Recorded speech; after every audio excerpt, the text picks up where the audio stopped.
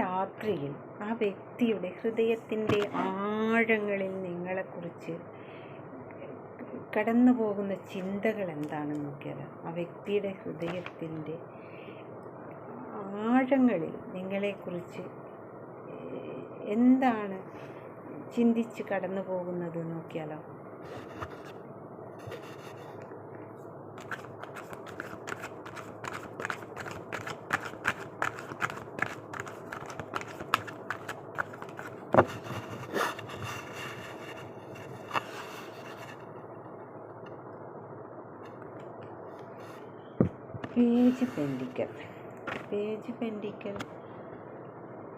Page എല്ലാം risk ആണല്ലോ. എന്ത് റിസ്ക് എടുത്തിട്ടായാലും നിങ്ങളെ സ്വന്തമാക്കുക എന്നാണ് ആ വ്യക്തിയുടെ ആഴങ്ങളിൽ ആ വ്യക്തി ചിന്തിക്കുന്നതെന്ന് വെച്ചാൽ, നിങ്ങളെ തന്നെ ഫോക്കസ് ചെയ്തിട്ട് നിങ്ങളാണ് ലക്ഷ്യം. എന്ത് റിസ്ക് എടുത്തിട്ടായാലും നിങ്ങളെ നേടുക,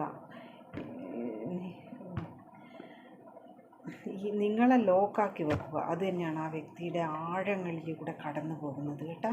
ആ വ്യക്തിയുടെ മനസ്സിൻ്റെ ആഴങ്ങളിലൂടെ കടന്നു പോകുന്ന ചിന്തയാണ് ഞാൻ ചോദിച്ചത്. ആ വ്യക്തിയുടെ ആഴങ്ങളിൽ കടന്നു പോകുക വെച്ചാൽ എന്ത് റിസ്ക് എടുത്തിട്ടായാലും ശരി നിങ്ങളെ ലോക്കാക്കി വെക്കണം, നിങ്ങളെ ഭദ്രമാക്കി വെക്കണം. അത് തന്നെ സേഫാക്കുക. നിങ്ങളെ മറ്റൊരാൾക്കും വിട്ടുകൊടുക്കാൻ പാടില്ല.